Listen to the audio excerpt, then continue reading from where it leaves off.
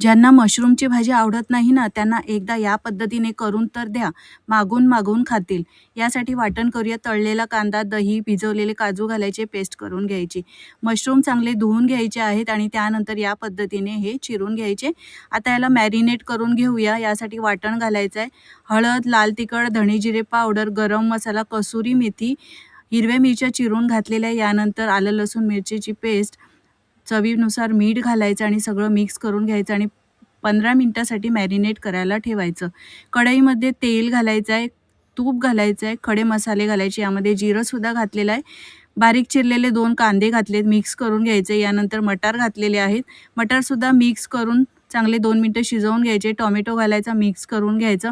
यानंतर मॅरिनेट केलेले मशरूम घालायचं आहे, मिक्स करायचं आहे चांगलं व्यवस्थित. तुम्हाला वाटत असेल इथे पाण्याची गरज आहे तर पाणी घालू शकता. झाकण ठेवून ही भाजी छान शिजवून घ्यायची. बारीक चिरलेली कोथिंबीर घालायची. एकदम भन्नाट लागते. तुम्ही सुद्धा करून बघा. रेसिपी आवडली तर लाईक करा, शेअर करा.